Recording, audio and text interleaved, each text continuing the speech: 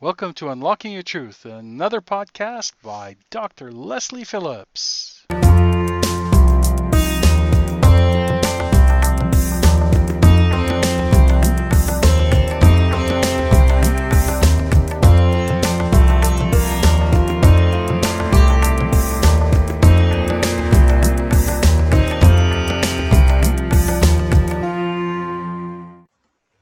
Welcome, listeners. You are tuning in to Unlocking Your Truth with Dr. Leslie and Corey.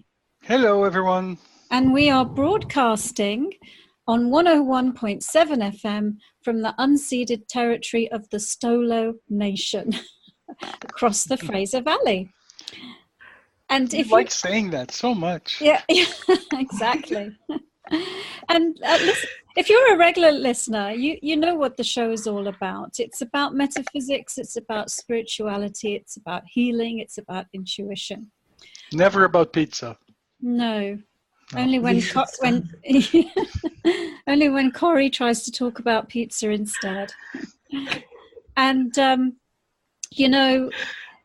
what we like to do on the show is at least every other show have a special guest who can come on the show and broaden our minds and inspire us and help us to realize a greater and better version of ourselves. And so tonight is one of those nights.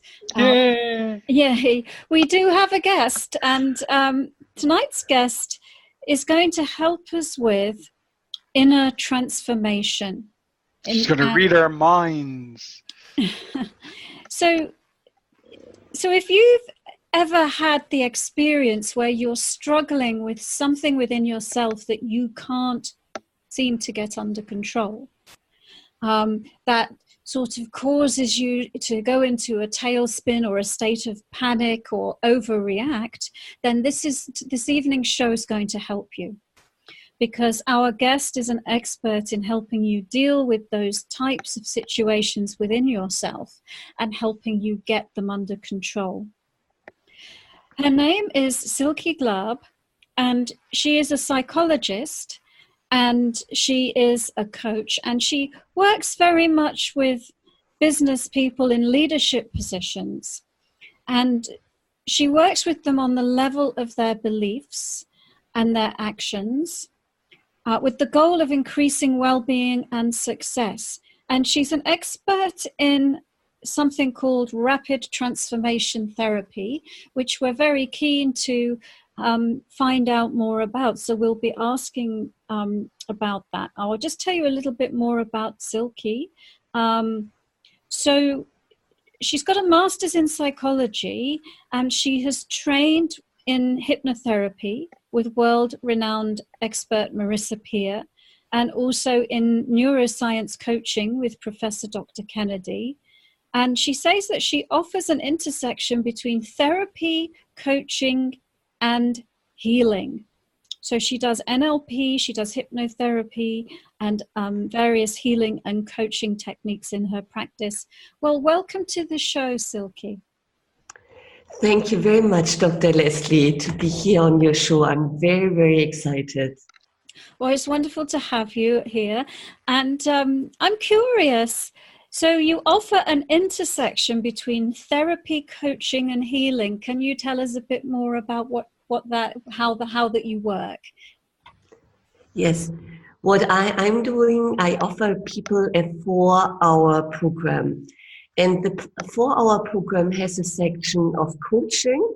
It has a section of really healing. This is rapid transformation therapy. This is the second and third hour. And in the 4th hour, I offer something like a healing.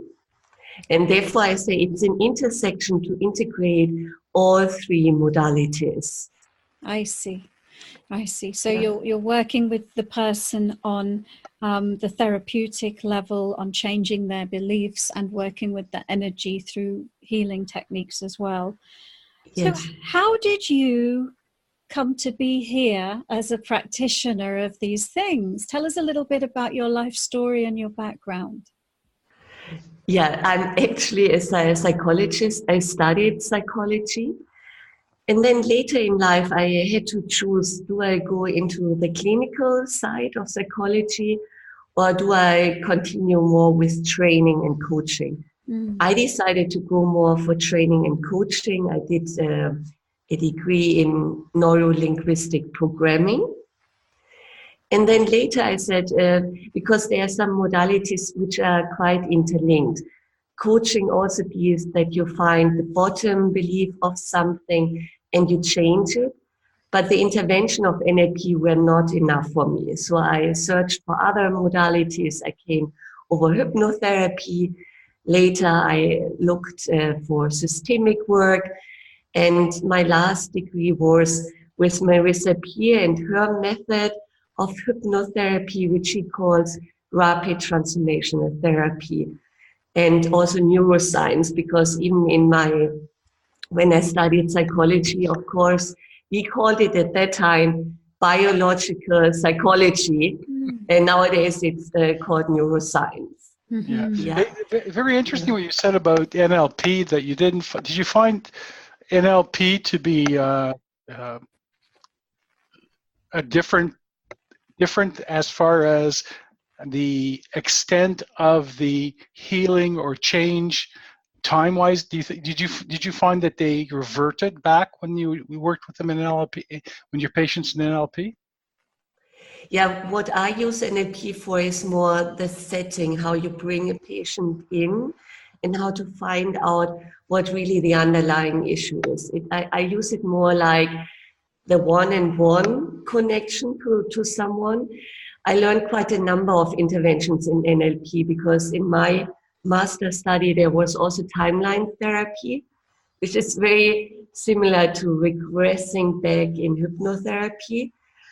But it was more, what I like more in hypnotherapy is that you go into this relaxed state, which enables someone to really tap into the unconscious mind or the subconscious mind. Is that Erickson based or the Yeah. The NLP one was more Bendler, so the very traditional way of NLP. Oh, yeah. And hypnotherapy, I learned first with Wellness Institute. They call it heart-centered hypnotherapy. And then Marissa Peer, she has her own technique. So she has some modalities she brings in. She combines hypnotherapy with cognitive therapy and NLP. So that's a method. I'm sorry, go ahead. Yeah, so this is how she worked, or what she found out over 30 years. Yeah. So I find NLP, when you're working with patients, especially on phobias, it's a very quick turnaround. Bandler used to say, yes, when I have a phobia patient come in, he says, I just don't know what to do for the rest. After 5 minutes, I don't know what to do for the rest of the hour because they can go home. They have to date me for an hour. I find it a very quick change, the phobia to replace. But also Erickson, I find, also hypnotherapy, I find does it's basically the same thing, because Bandler is a hypnotherapist. I mean, he is one of the best therapists in the world. Best hypnotherapists in the world. He's very fast. But so that's an interesting mixture that you have there. What is your favorite thing to do? It's in fact the combination of everything. I really have to say that. Like when the client comes in, for me it's very important what will be the belief or the feeling we will work on in the hypnotherapy session. And for this I use something which is called systemic work. Someone constellates his issue or her issue.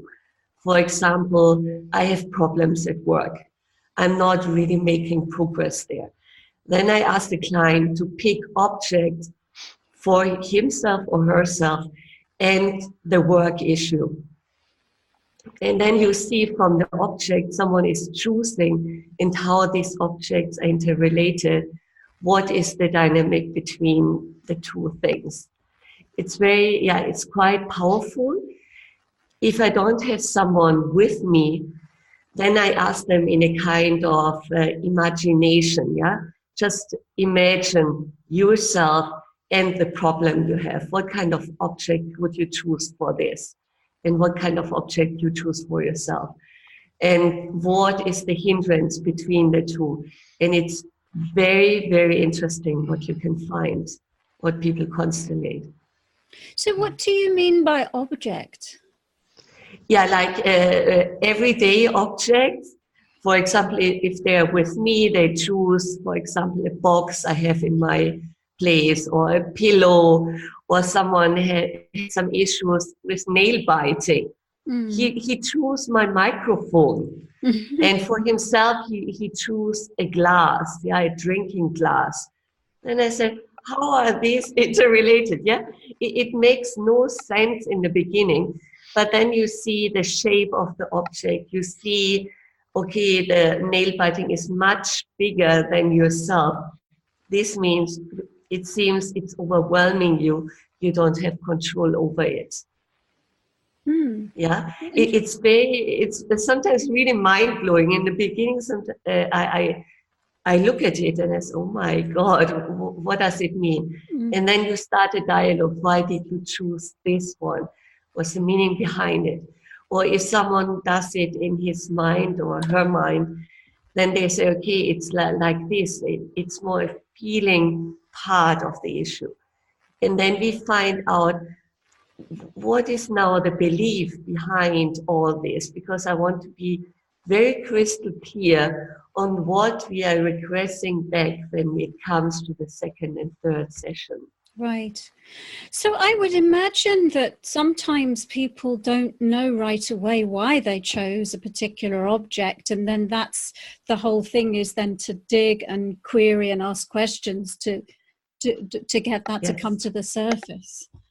Yes, exactly. That's exactly how you explained it. Yes. So do you find that you have to find the source of the issue in order to cure the person or help the person move forward?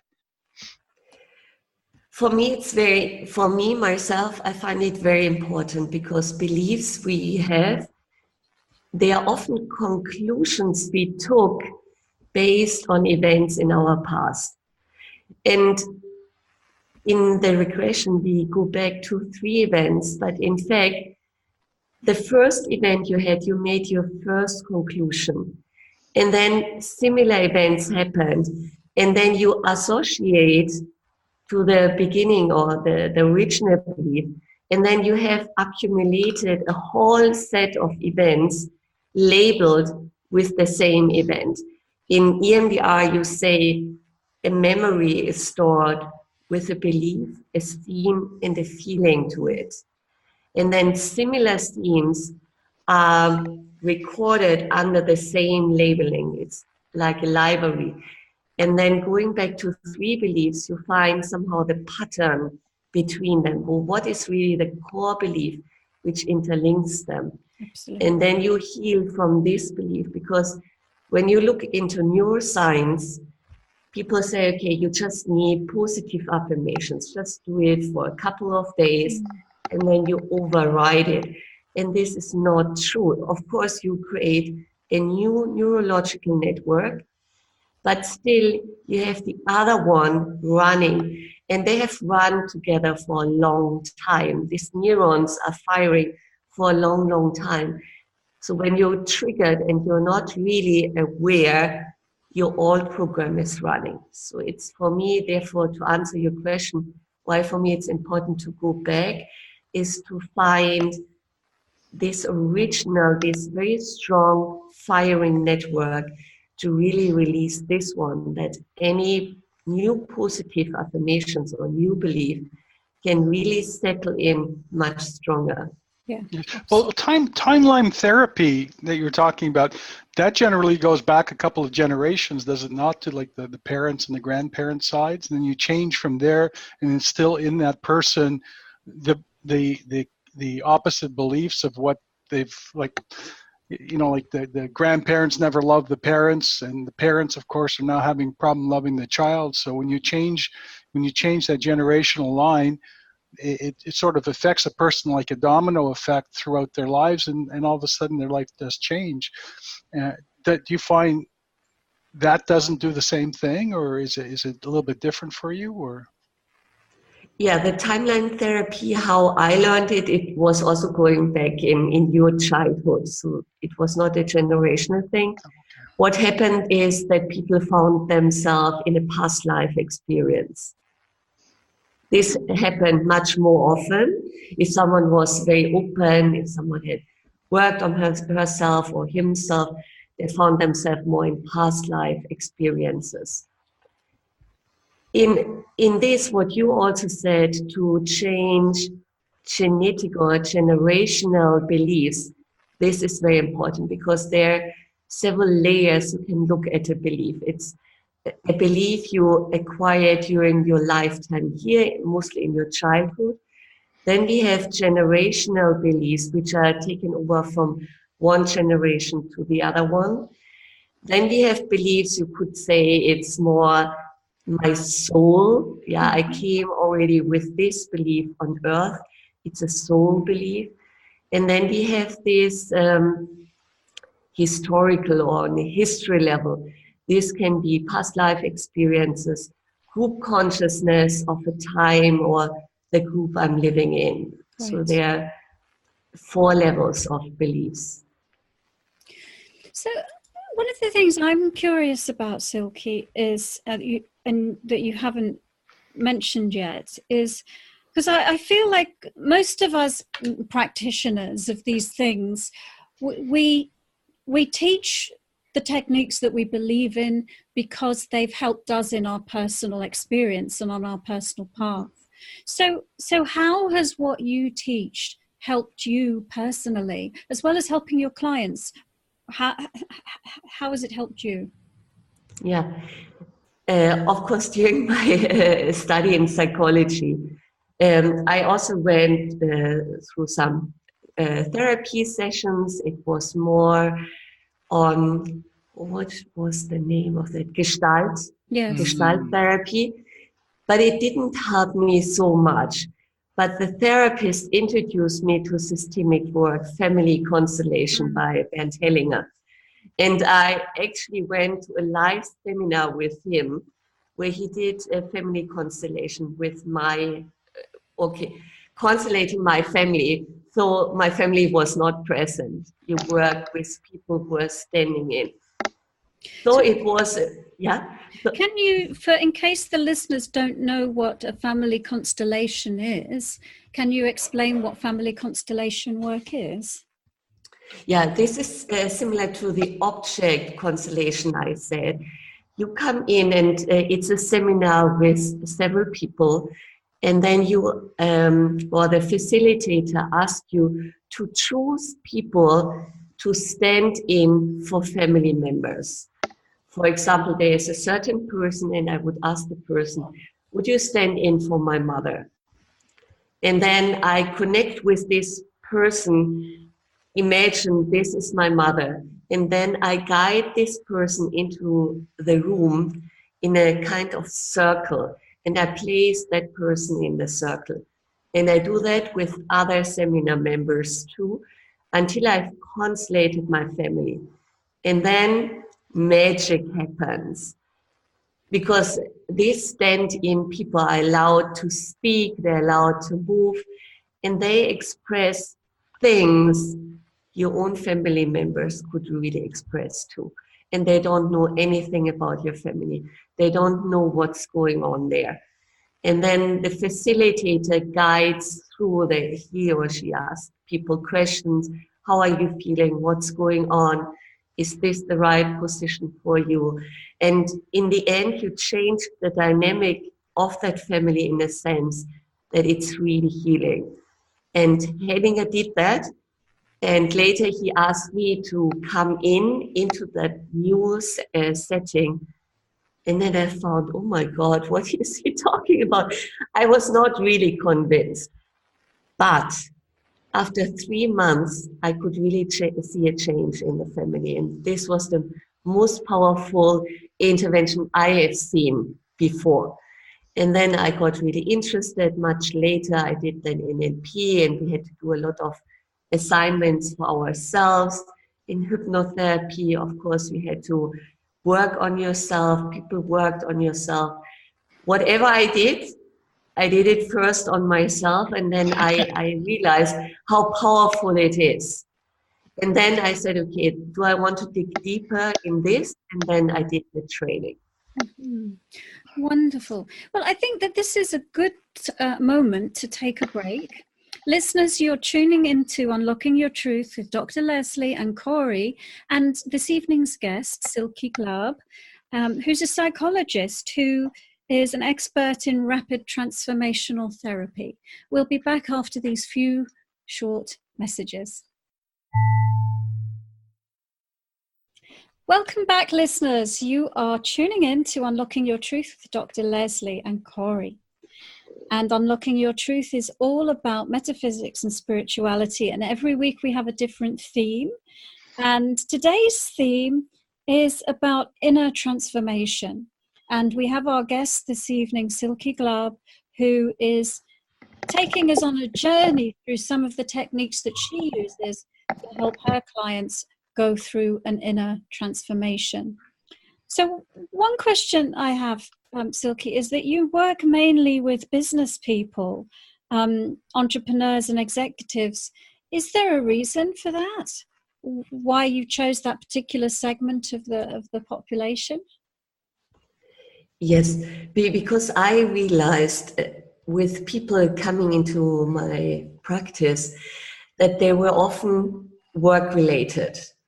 And people that got stuck in their career, or they didn't see any meaning anymore.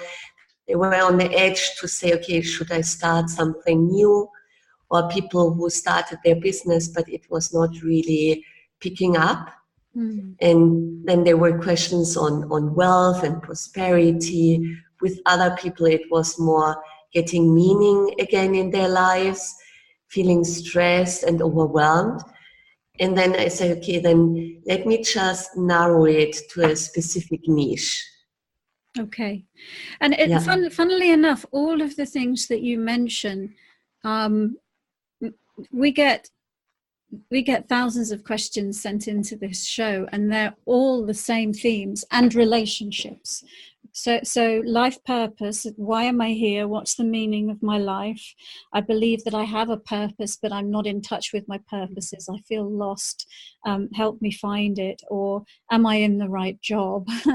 Why is my abundance blocked? And so on the one hand, yes, I can see how that affects people in that you might call executives and entrepreneurs, but I also think that they're themes that affect everybody. So how would you work with somebody who came to you and said, I've lost all meaning in my life. I don't know why I'm here. I feel like my days are monotonous. I get up, I go to work, but there's no joy, there's no passion. I don't know why I'm doing this. I feel like that I was born with a purpose, but I'm completely out of touch with it. So take us through what you would do with somebody who comes to you with that problem. Yeah. I have two things what I do in the first session. The first session would be really to find out what I said with this constellation, to find an object in the room or in your imagination which stands for you, and another one which stands for your life. And then you will see what kind of objects do people choose and how do they interrelate with each other.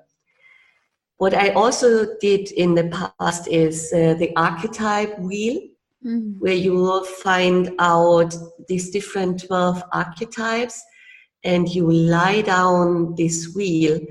And then I look mostly what is my mission here on this earth, what are my hindrances, what is my obstacle, and what is my personality. I don't go through all the archetypes. It's mostly the ones which are crucial for meaning. Mm. And this is, so to say, the first session. In the second and third session, I use rapid transformational therapy. This is guiding a person back into a very relaxed state, and then tap into your childhood in a time when children still had a purpose, when they were still aware what they really want to do in life. Okay, even if they say, I want to become a pilot, I wanted to become this, it stands for something. Becoming a pilot means I want to explore the world, I want to be somehow high, I want to have responsibilities, yeah?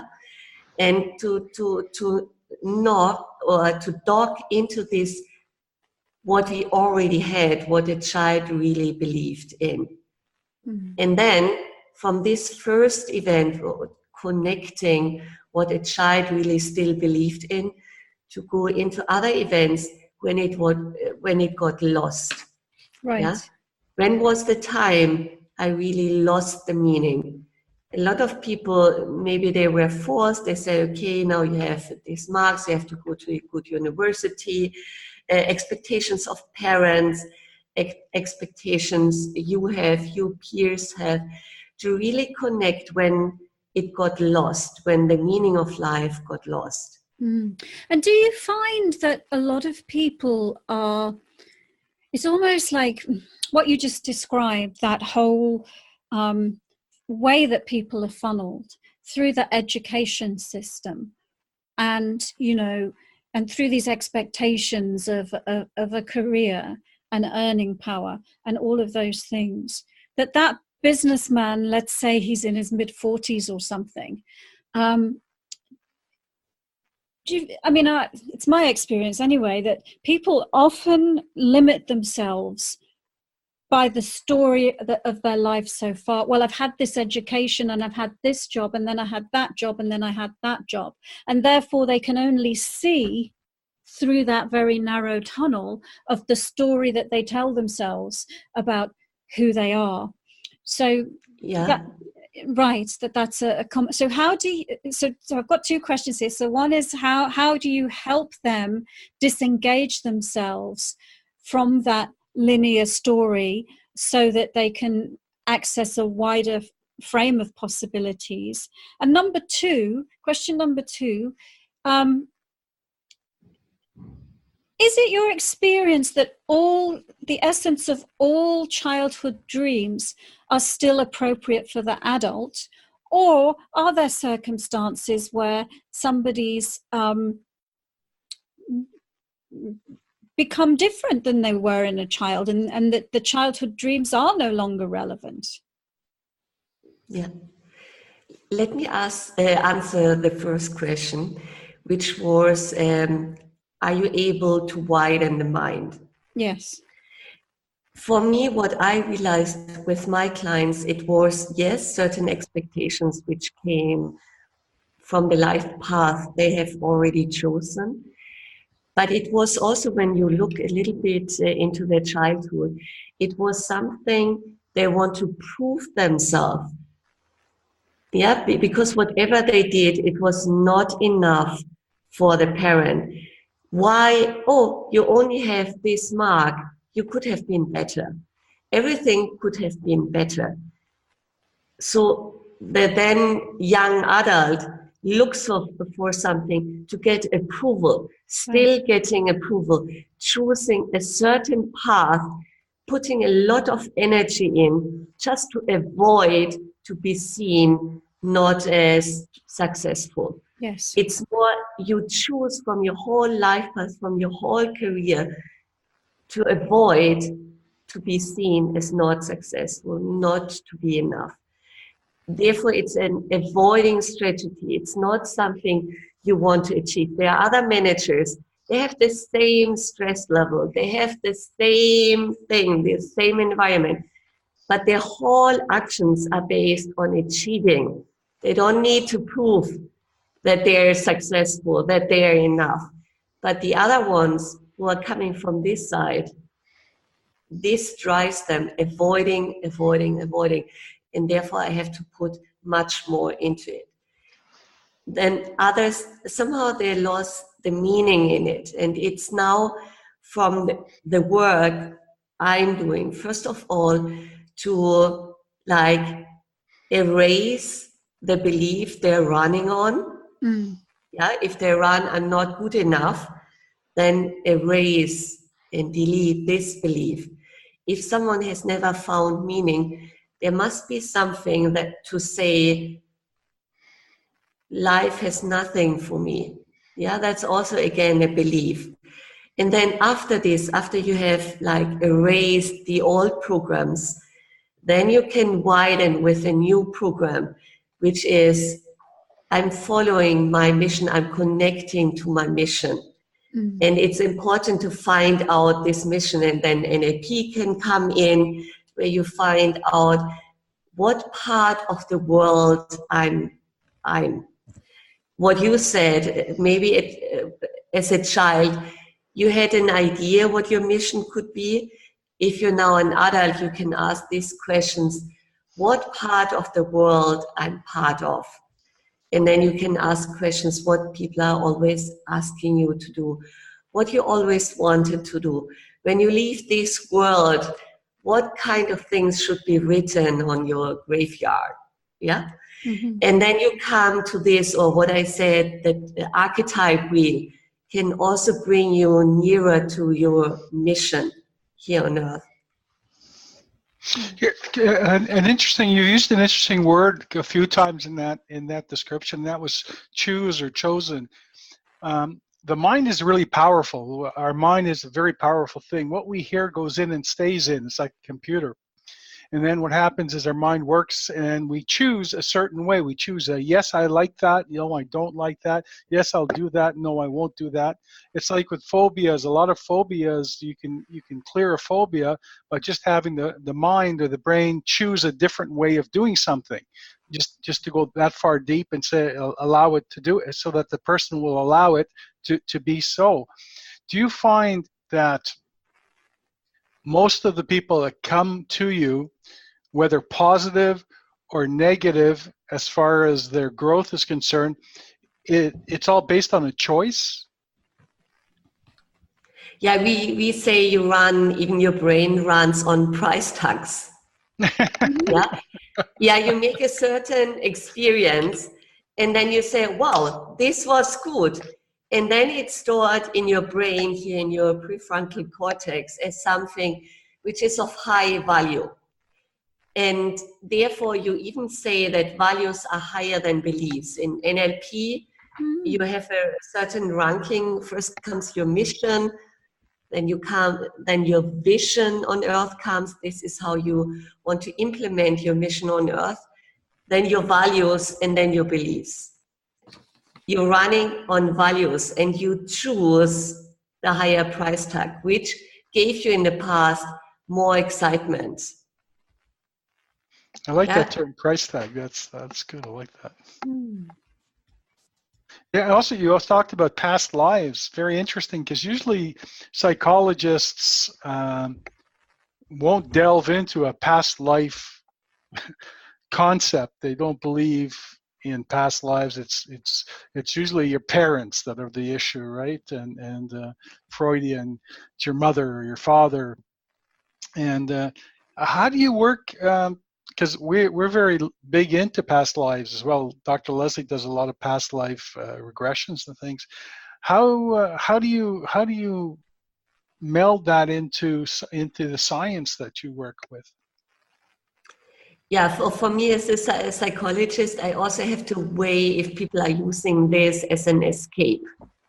Yeah, so some people, they are very fast to go into past life experiences, but avoid what was really the trauma in the past. Yeah, this is very important to really weigh if it comes from this side.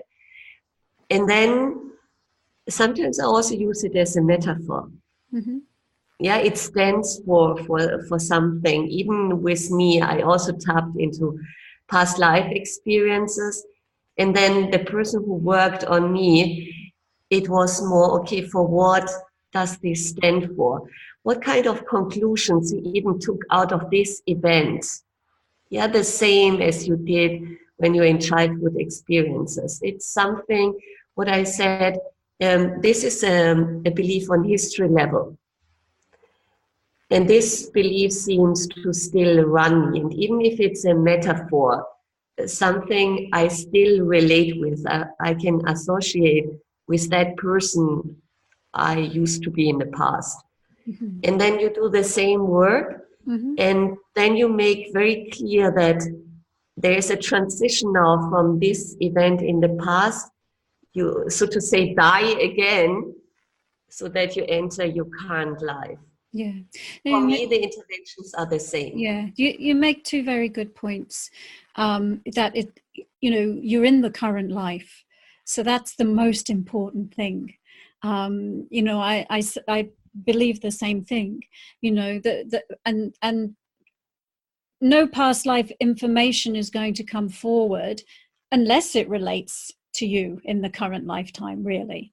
And so, yes, the whole point is, why are we seeing this past life, and how does it relate to you now, and what is it teaching us? What different perspective is it giving us on your current life experience? So yes, thank you for that. So I'm curious to ask a bit more about rapid transformational therapy, because as I gather, it's a series of 4 sessions and maybe 4 hours of work. And this idea that someone can make this rapid shift. But let's say we're dealing with those core relationships, for example, beliefs about the world that were laid down by the influence of the parents, you know, that were there in the formative years and were there for, you know, the whole of the person's life, being reinforced over and over again, not just in those relationships with the parents, but then relationships with other people that they put in the place of the parents, all the authority figures and everything. So how does it always work in such a short period of time, or are we talking about making incremental shifts so that we, you know, work with somebody and there is a shift that happens, but later there may be another layer of that same thing that arises? Are we saying that this is like this rapid transformational therapy is it's like, well, yes, that's a rapid cure, or it's a shift with what comes up this time around and other things may arise? Yeah. To clear something, the 4 hours is a part of my Elevate Intensive, and 2 hours are rapid transformational therapy. Marissa Pierce really wants to be very clear that her method stands as alone. Right. Yeah, that it stands alone. These are the 1.5 hours of rapid transformational therapy. And rapid transformational therapy really goes very deep. It's a combination, as I said, of hypnotherapy. You figure out, in the first session, I figured out what really the underlying theme is with related beliefs and feelings. In the rapid transformational therapy session, I guide people back to 3 events. And it often happens that these are events in your family, with family members, but then also maybe school. For a lot of people, mobbing comes, bullying comes up very, very, very often. Other experiences as a teenager, where you have other people around. And in this case, it's sometimes a teacher, it's sometimes a peer. With childhood experiences, it's not always the parents, can be also grandparent. Right. Yeah? It depends on the underlying issue. Yeah, I guess what I'm saying is that, you know, there can be many more than 3 things, right? There can be many. Yeah. And now the thing comes up with rapid transformational therapy, that you go into these 3 events, because then you can create awareness how these 3 events are connected to your current issue. And you actually ask the client, how are they interrelated? And Marissa calls it daisy chaining. Yeah, you're chaining these events to what's currently happening. Yeah. And with this, you have created a pattern, what I said. If you have figured out what really the bottom belief is, because beliefs are ranked, you have a certain core belief, like in a library. And then you have this section, science, and under science you have biology. In biology you have flowers or whatever. And then the same, we expect our brain is really structured. You have figured out, so to say, the underlying bottom belief. And then you change this belief. There comes then the section when you say, okay, these memories, these beliefs are now going into the background. They're going away, and you really release these old beliefs. See, I understand the concept, and I do timeline work with people in my own methods, and also do the work of looking for what's the core belief. And this idea that it's a domino, really. It's like there's the initial experience that laid down the core belief, and then in operating from that core belief, the reality reinforces the belief all the way through. And so if you can remove the core belief, then potentially it's a domino effect. Yes. But I guess I'm just going from my experience that sometimes it can be digging quite deeply into I guess many core beliefs and many instances, even if you get the initial thing, still going into several of those later occurrences. I understand from where you're coming from.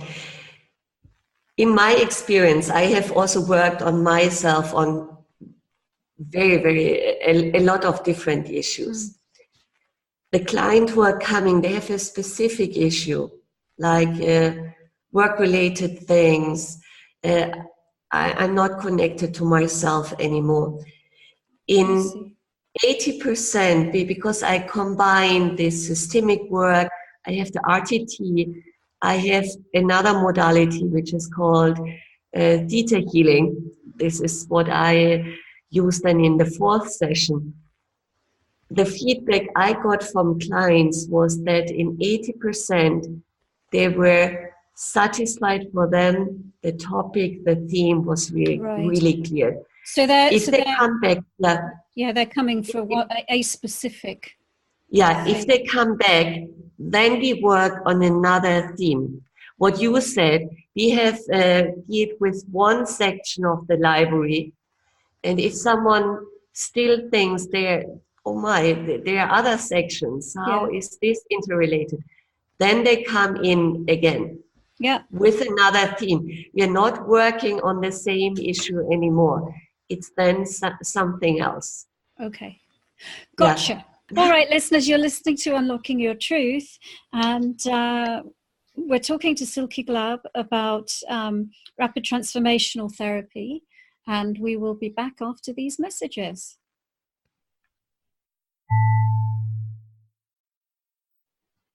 Welcome back, listeners. You are tuning in to Unlocking Your Truth with Dr. Leslie and Corey. And today's theme is about inner transformation. And we have our guest this evening, Silke Glaab. It's a very interesting question you ask. And it's really true. Sometimes I'm actually very surprised. I had a person, she came in and she said, now I have my dream job. I'm doing something I always wanted to do. But the whole dynamic in my workplace, they don't take me serious. They always look down on me. My manager, she didn't even like that I'm in this position. And then we did the first session, we did the rapid transformational session. And then she comes in for her 4th session. And then she said, what have you done with me? My whole environment, the whole setting at work has totally changed. My superior manager, out of sudden, she brings me into the board. She recognizes me. She brings me in as the project leader. People approach me to become the project leader because we had healed something very, very deep in her childhood. And for her, things had really, really cleared. Or as someone who said, I built up businesses, but then they get stuck or I lose everything. And then we went to events in his life. He came from Lebanon, and he was in Lebanon during this 15-year-long war. And of course, war experiences came. But then there came an experience he had totally forgotten. He had gotten an electroshock from an old fridge. And then he was in hospital and he was unconscious. And then he listens to the doctor who tells his mother that they will only wait 1 more hour and then they will declare him dead. Oh my goodness. And he listens to this and he's like, his consciousness is somehow still there, but he's unconscious. And then all the fear, the panic in his body, he can't show to tell people I'm still alive, yeah. And he manages to come back. But all this was still in his body and he was really overweight. And then I said, all your life, from 14 years old up to 44 years old, you're still running on panic. Mm. Yeah, your whole system is still on alert. And then he could really release that because I then asked people to really express their feeling, to take this panic out of their body. And he was really changed. He said this was something he had totally forgotten. He was not in touch with it anymore. That's a great story. Corey, you had a question. Yeah, I had a question. How do you deal with, I don't know if you're familiar with this term, secondary gain, when somebody, are you familiar with that term? Yes. How do you deal with that? Well, let's explain it to our listeners first. Secondary gain is when somebody comes in who's depressed or very unhappy, and their family, who never showed them any attention in any way, shape, or form, all of a sudden dotes on this person. And so this person would like to get better, but in the back of their mind, they say, if I get better, they'll stop caring for me and everything will go back to where it was before. So how do you deal with that? How do you recognize that? How do you deal with that? Yes, first of all, to really find out through questioning, what do you gain? Yeah, when you remain to stay sick, what do you achieve with that? And then first they're quite irritated, and then it comes out what you said. And then you have to ask the person, do you want to change? Yeah, what could be another value you could get when you become healthy? Mm-hmm. How would your life look like if you're healthy? And then often they can't really figure that one out. You say, okay, now just imagine you are healthy, things have changed. Yeah, and you guide them into this image. And then you see how they get stuck. And then maybe it comes out that they say, yeah, and then people will not look at me. And then you have this underlying theme that I'm not valued, I'm not appreciated, I'm not seen. And then you can ask the person, are you willing to change, or do you want to continue like provocative? Or do you want to stay in the status quo? Right now you're getting all the attention, but you're still sick. We can change something. We can get rid of your belief that you believe you're not seen, so you don't have the desire to use a sickness or an illness to get that attention. And if someone goes with that, then I can do the regression to figure out when did it start. that I thought I'm not enough, I'm not valuable, I'm whatever. Yeah, because it usually doesn't start with that specific instance. It usually starts way back prior to that. Yeah. Yeah, it first starts, well, what I say, imagine you're healthy. How would your life change? Oh yeah. How would it look like? And then you see the hindrances, the blockages which are there. And then you can ask the client to choose. Do you choose to stay sick to get the attention? Or do you choose to get rid of that belief and then see how your life will change, that you don't need the sickness to get the attention? So I have a couple of questions more, if there's time, which is what sometimes somebody comes with a question and the question might be, why is my business failing?